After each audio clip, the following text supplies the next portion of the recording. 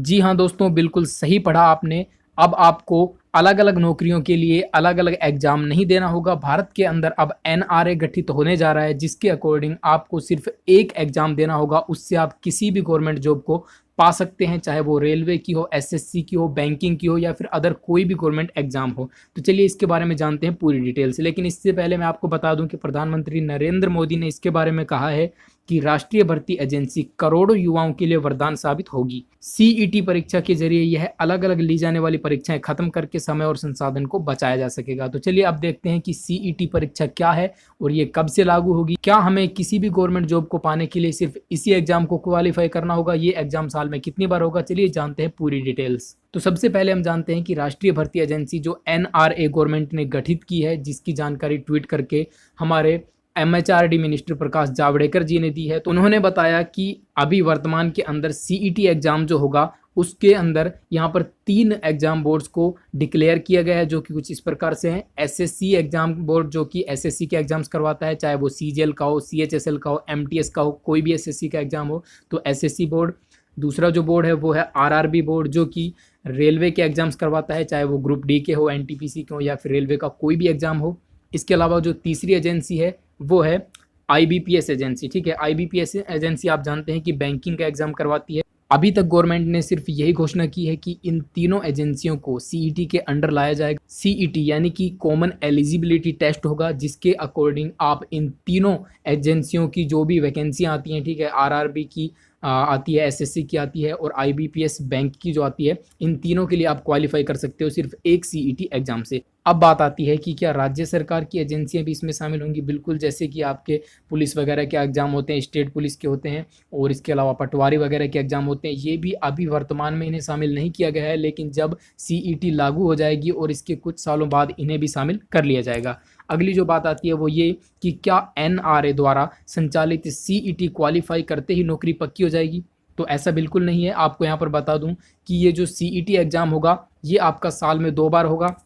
और साल में 2 बार किस तरह से होगा, यहाँ पर देखो, एक होता है 10th लेवल, जो 10th लेवल की भर्तियाँ निकलती हैं। दूसरा होता है 10+2 लेवल, जैसे कि एसएससी सीएचएसएल वगैरह की भर्तियाँ निकलती हैं। और तीसरा जो होता है वो होता है ग्रेजुएशन लेवल। 10th लेवल का एग्जाम देना चाहते हैं तो आपको 10th लेवल की सीईटी एग्जाम का स्कोर कार्ड लेना होगा, उसका एग्जाम देकर। ठीक है, उसमें जो भी आपके मार्क्स आएंगे उसके अकॉर्डिंग आपकी वहाँ पर मेरिट बनेगी, जो आपकी भर्तियाँ निकलेंगी। इसके अलावा अगर आप 12th लेवल का एग्ज़ाम देना चाहते हैं तो 12th लेवल का सीईटी आपको पास करना होगा। और इसी तरह से ग्रेजुएशन के लिए आपको ग्रेजुएशन लेवल का सीईटी एग्ज़ाम पास करना होगा। जो लोग ग्रेजुएशन लेवल का सीईटी एग्ज़ाम देंगे वो 12th लेवल का सीईटी एग्ज़ाम भी दे सकते हैं और 10th लेवल का सीईटी एग्ज़ाम भी दे सकते हैं। तो जैसे कि 10th लेवल की कोई भी वैकेंसी आएगी एसएससी के अंदर, रेलवे के अंदर और बैंक के अंदर, आप उन तीनों के लिए क्वालिफाई कर सकते हो। इसी तरह से 12th लेवल के अंदर भी जो तीनों बोर्ड के अंदर वैकेंसी आएगी उसको आप क्वालिफाई कर सकते हो। और ग्रेजुएशन लेवल के लिए जैसे एसएससी सीजीएल वगैरह की वैकेंसी आती है, बैंक में इसी तरह से वैकेंसी आती है और रेलवे में भी आती है, तो उनको भी आप ग्रेजुएशन लेवल के सीईटी से क्वालिफाई कर सकते हो। इसका मतलब ये हुआ कि जब आप सीईटी एग्जाम को पास कर लेंगे तो आपको प्री एग्जाम नहीं देना होगा, आप सीधा मेंस एग्जाम में बैठ सकते हैं। ये आपको यहाँ पर फ़ायदा होने वाला है। इससे होगा ये कि जो आप बार बार फॉर्म वगैरह अप्लाई करते हैं, बार बार फीस देते हैं, वो आपका जो झंझट है वो ख़त्म हो जाएगा और बार बार आपको एग्ज़ाम वगैरह देने के लिए जाना पड़ता है टियर फर्स्ट के लिए, यानी कि प्री एग्ज़ाम के लिए, वो सब आपका यहाँ पर ख़त्म होने वाला है।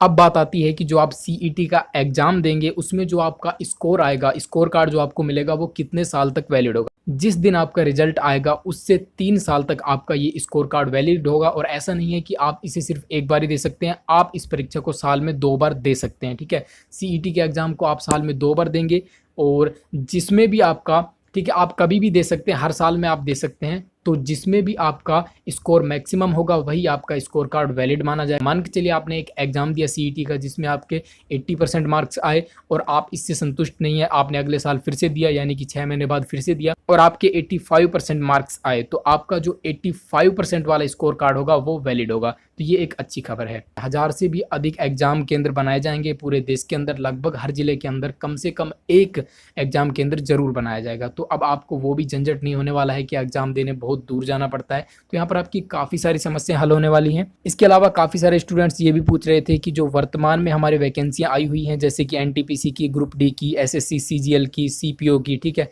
ये जो वैकेंसियाँ हैं इनका एग्जाम क्या इसी के अंडर होगा? नहीं, ऐसा बिल्कुल नहीं है, क्योंकि इसको आने में भी टाइम लगे। अभी एनआरए यानी कि नेशनल रिक्रूटमेंट एजेंसी का गठन होगा, वही इस सीईटी एग्जाम को करवाएगी। उसका गठन आप मान सकते हो कि 2021 के स्टार्टिंग तक हो जाएगा।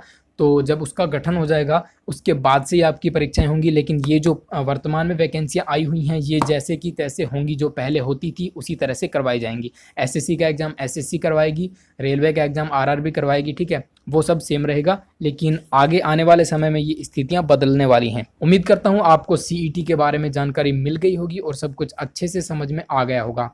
अगर आपको वीडियो अच्छी लगी है तो लाइक और शेयर जरूर करना। कोई भी डाउट है तो कमेंट में कमेंट कर देना, ठीक है, आंसर करने की पूरी कोशिश की जाएगी। आज के लिए इतना ही, मिलेंगे नेक्स्ट वीडियो में। Till then bye.